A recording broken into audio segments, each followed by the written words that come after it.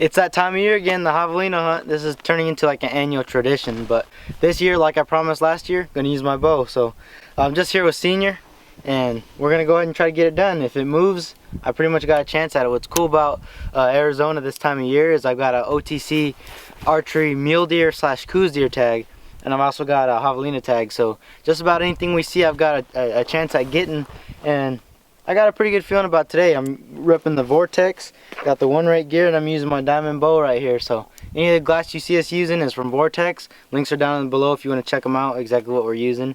But this is going to be a pretty fun hunt. I have a good feeling. It's the earliest we can get out here. It's like early January. It's actually my dad's birthday, but we're going to go ahead and give this a shot, see what we can do.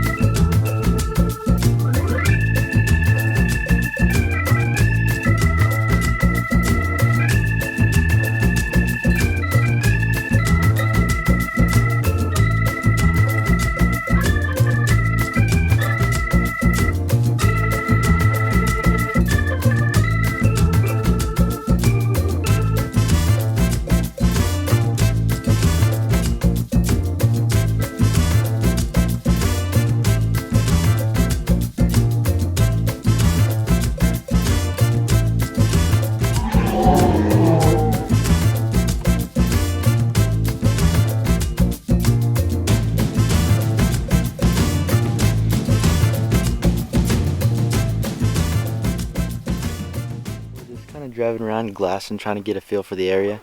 We've been here before, but we're trying to see, you know, what the deer are doing, because right now they're rutting. It's supposed to be their rut right now, and we're trying to see if we can spot some javelina. If we can spot something, we still got quite a bit of time to make a move, but it's gonna be dark soon, and we're gonna set up camp and get back at it in the morning.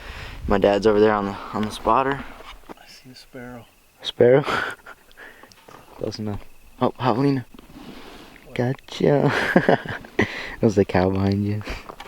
Great looking country. It looks a whole lot different than Nevada does, that's for sure. So some of the stuff we're going to be looking at when we're trying to find these javelina is I've found that they've hang around a lot of these washes like this, and sometimes you'll glass them up on the hillsides, but a majority of the ones I've seen have been in these washes. And also, you know, if I find one of these cactuses, I'll show you guys, but there's these cactus that they eat. I can't remember what they're called on the top of my head. They tear those things up and they eat them all the time. And they also dig a lot. And also a lot of people will wonder what the tracks look like. Well, it's what kind of like a deer track looks like. Maybe about that size, yep. And a javelina track will be just a microscopic looking deer track, almost like this. Just a tiny little deer track. So that's what it's going to look like. But, yep, so we're going to spend a lot of time on the glass too, because one thing about a javelina is they're tiny. They're probably close to the size of a coyote, I'd say. Maybe a little bit shorter than a coyote. So it's almost like you're trying to glass a coyote up. If they're right next to this little old bush here, you can be standing behind it and you won't see them. So spend some good time on your glass, looking around, and they'll pop up out of nowhere, trust me. So we're in this spot, tons of tracks everywhere. It's about 40 minutes till it's pitch black. I think there's some water in here, so we're gonna go ahead and set up somewhere up high and see if we can pick up some movement. Maybe make a move on something before it gets dark. Let's do it. So if we see some javelina on this hill, we should get a pretty good stock on them, because they're not known for their eyesight.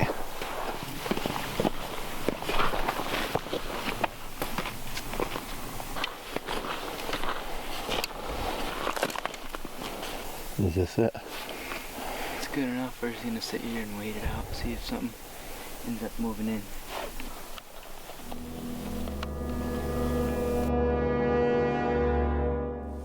See a nice does over there.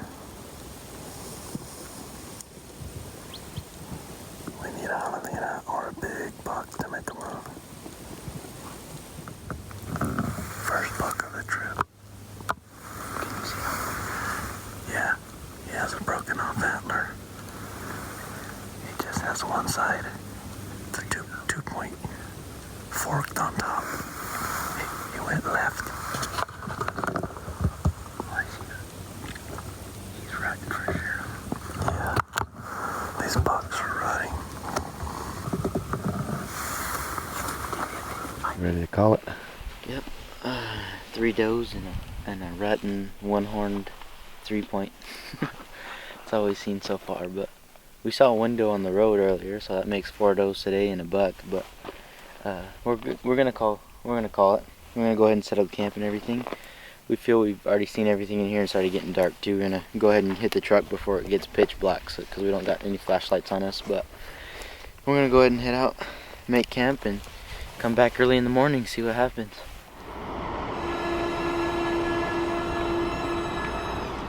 Alright guys, so we went out, we saw a couple deer, and now we are in the middle of nowhere and we are about to set up camp.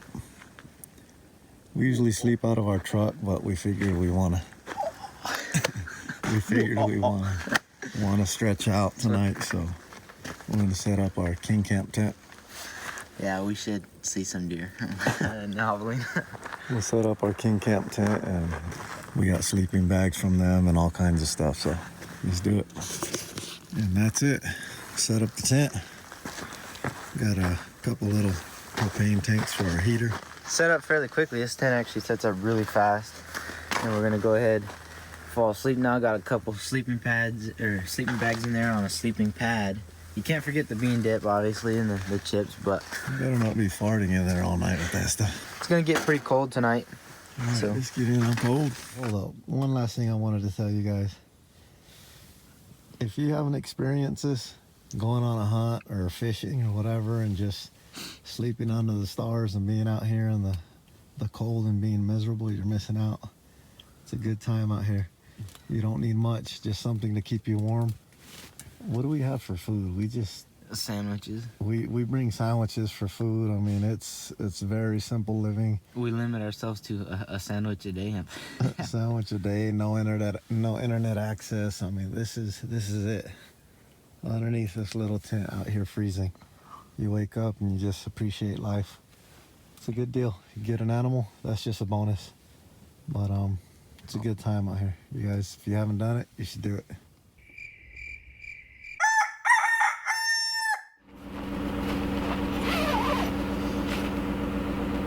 The next morning, we slept pretty good in there, nice and warm. It's early before the sun comes up. Yeah. I'm gonna get washed up and everything, and then we're out.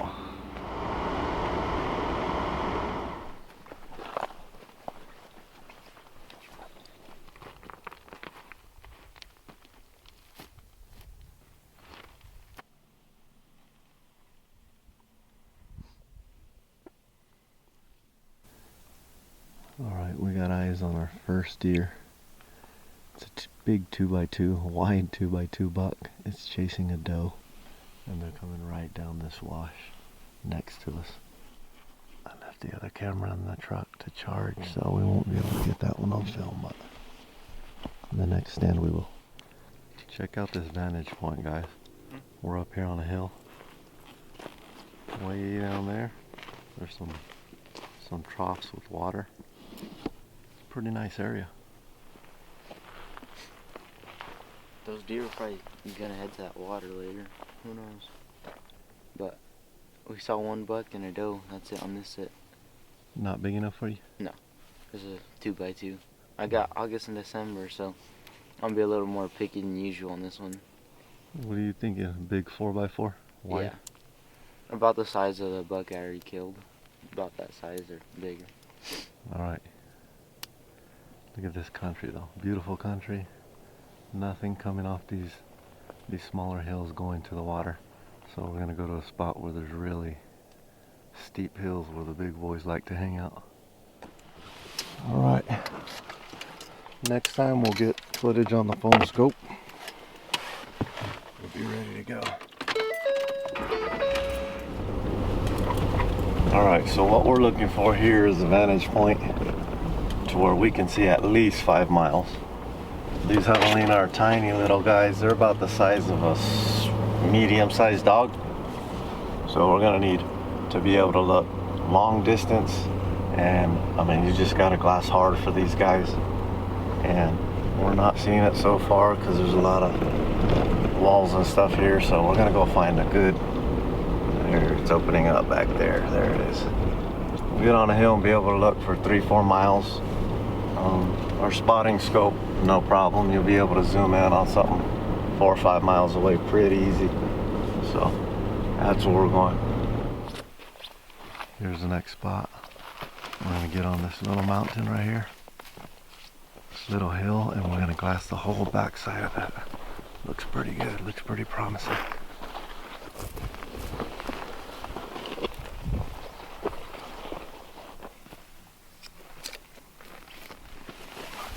What's the game plan? We're just gonna do some more glassing over a little bit of land.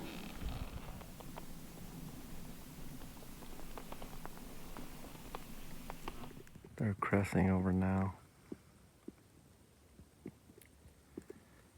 Dang it. There was a big buck with them. He went over already. And they're gone. We got a real nice 3 my dad just spotted over on that ridge. These deer being hard to see. I mean, we're glossing right over them. He was just standing in that area and saw an ear flicker, and then saw it was a big buck. To me, from what I saw, it looks like a pretty big 3. Deep forked backs and just a solid front. I can't tell exactly though, but we didn't get a solid look at him, but he looks like a shooter, so we're gonna go try to he popped over a ridge. We're gonna re-find him and see if we can get a stalk on him. Wind's perfect for it too.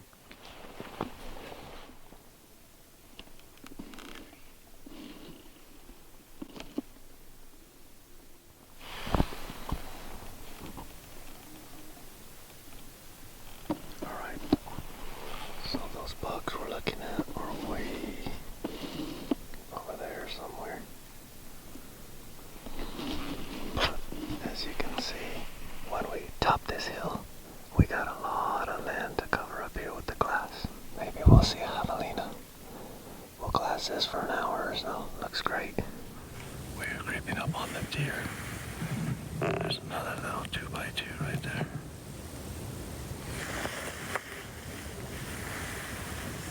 He's too small. We're worried about him spooking everybody down here. That's one of the does that was with the big boy.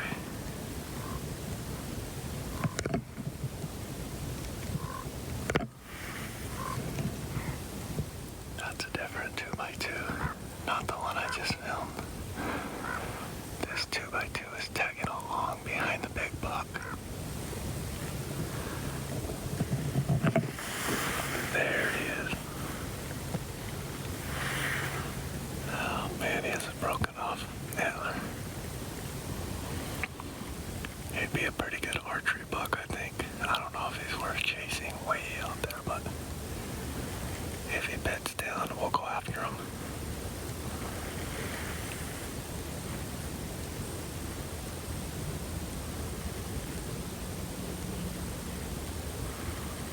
He's a nice one though. Nice and wide. He has a little cheater that broke off on his left side. He's been fighting. There's some big bucks out here. They've been fighting big time. I don't think they're gonna get too much bigger than that. They might get a little bigger. So we're wondering if we should stalk this guy. He's 400 yards away, but they're going over a really big mountain right now. They're going up it, and the does with them are just super sketchy because there's a 2x2 following them. The big buck turns around and fights the 2x2, scares them off, and the does are just, there's too much going on. Everybody's paying attention, so with a bow, that's going to be a hard stalk. There's too many deer. There's 5 does, those 3, and a couple more running around, and then the 2x2, so we'll make the decision in a minute. We'll watch him for a second. What's the plan? So this buck, they're sticking around this area down there about 540 yards out, and I figured we got nothing to lose, so I'm gonna go ahead and try to make a move. These bucks are rutting hard right now, so we got this big 3x3 and a little 2x2. I'm gonna let the 2x2 walk even if I get a shot, but if the 3 gives me opportunity, I'm gonna go ahead and try. There's 4 does, a 2x2, and a 3x3, and the big buck's just out of it. He's rutting hard, and I'm gonna try to get up through this valley, and there's a patch of trees right before them, so I'm gonna try to use that as cover to get up close And then even if they crest that ridge before I get there, I'll be able to come and take a shot down on them. So that's my plan at least. I'll be right here filming. Good luck. If they get like scared and take off running, not if they crest, but if they take off running, just whistle or something. Alright. Alright, I'm gonna go ahead and try. Alright, good luck. So Adrian started a stalk. They're slowly moving away, but he should be moving faster than they are, because he's going down that valley. He'll be able to walk pretty quick. Hopefully they don't move over that ridge over there, or else it's pretty much over. Alright, so right when I said they were continuing to walk, they went over there and they bedded down. So I signaled to Adrian, let them know they're bedded. It's going to be hard to get up on them now because the does are bedded. You can't even see them anymore, but let's see if you can do it. They're bedded under that tree right there. There you are. He got up. He was bedded. He got up. He moved. They're moving pretty quick. Let's see if we can find where Adrian's at. I hope he didn't go barefoot already, because they moved, I don't know, maybe 100 yards away from him, 150. It's hard to tell from way up here, but he's stocked up on them already. Yeah, he sees them. He's creeping in on them, but from here it looks like he can sling an arrow at them.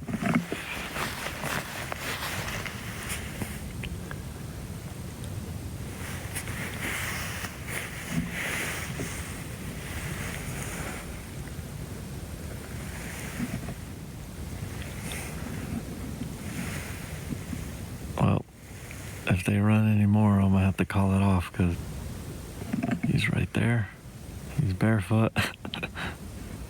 There they go. The buck never even saw what happened. The does ran and he's chasing them.